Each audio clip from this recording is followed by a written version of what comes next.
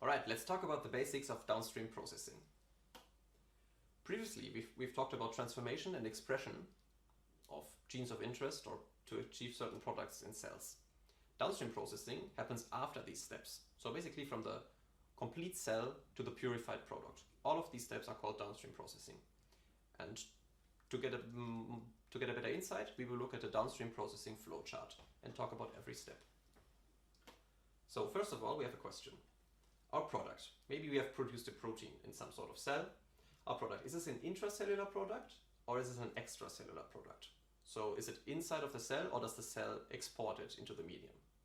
So in the case of an intracellular product, first of all, we would need some kind of cell disruption to be able to access the product.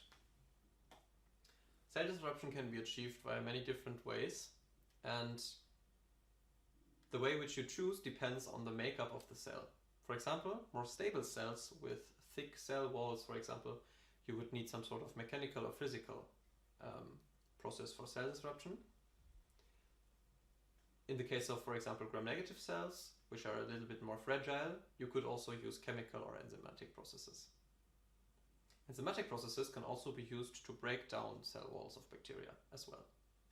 After we have disrupted our cells, in the case of an intracellular product, or just isolated the cells in terms of the extracellular product, we need to remove all of the insolubles. So what does this mean? Removing the insolubles can be achieved by a few different strategies. Typically these are centrifugation, flocculation, filtration, and sedimentation. So what are the differences?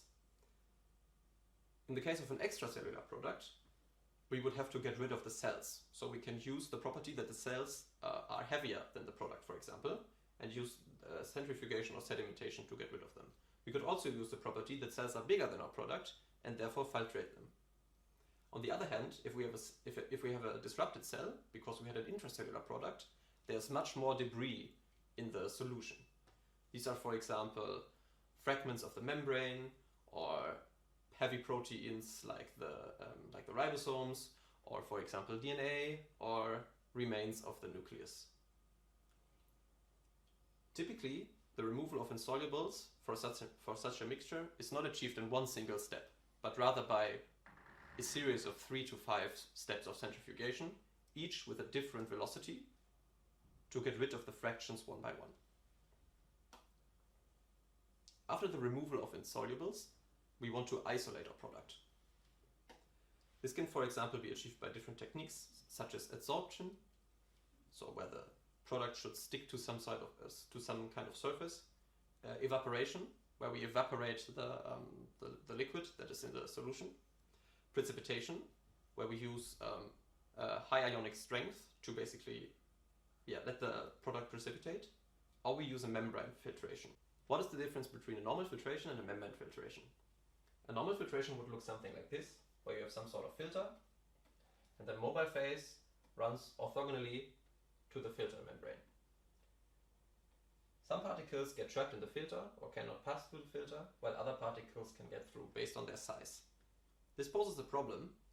If there are many particles with a large size that cannot pass through the filter, these tend to clog the filter so that some of the products that you might want to isolate can no longer pass through the membrane. The membrane filtration solved this problem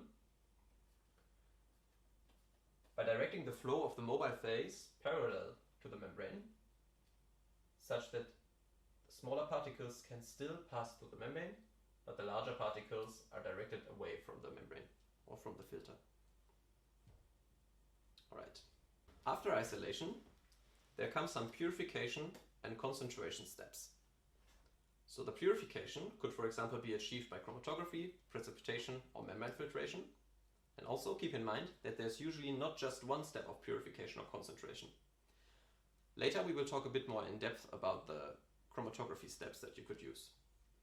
Concentration steps are used to achieve a target concentration of your desired product.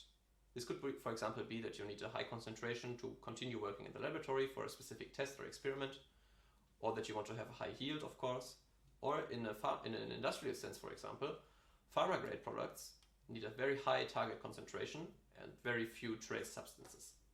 Concentration can, for example, be achieved via crystallization, lyophilization, drying, or sterilization.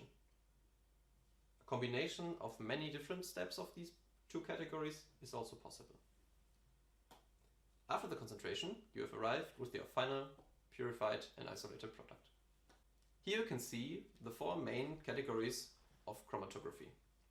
These are size exclusion chromatography, hydrophobic interaction chromatography, ion exchange chromatography, and affinity chromatography. So how does chromatography usually work? In every case, you have some sort of stationary phase or a matrix which interacts with the different substrates or different products. And you have some sort of mobile phase.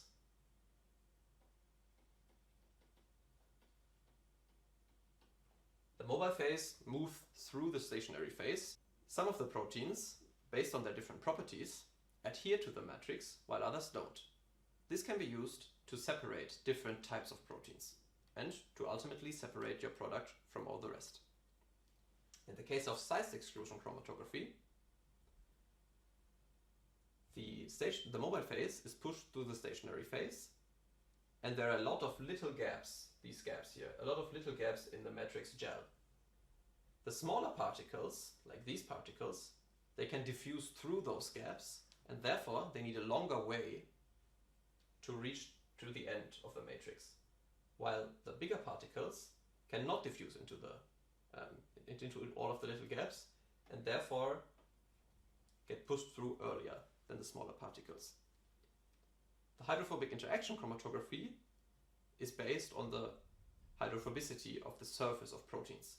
So these proteins here, for example, have a hydrophobic surface and therefore interact with hydrophobic groups of the matrix. They therefore adhere to these groups, while those that do not possess any hydrophobic groups pass right through.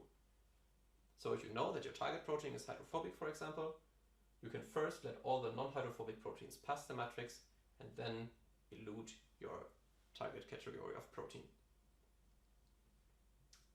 Furthermore, there's the ion exchange chromatography.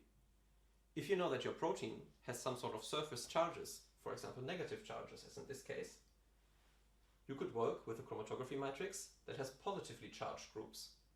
All of the proteins with negatively charged groups would then adhere to the matrix, while all the positively charged ones would pass through. And then, using exchange ions like these, you can then go and elute your target protein. The last example is affinity chromatography. Here you can, for example, see if you have a product that is an enzyme which has a specific substrate, then you could adhere the substrate to the matrix, which would mean that your enzyme would bind to the matrix. In a second step, you could then elute your target enzyme by using a solution which carries a soluble substrate, which is the same substrate or a similar substrate of those adhere to the matrix, which would then force your enzyme to leave the matrix again. Therefore, you can purify your enzyme.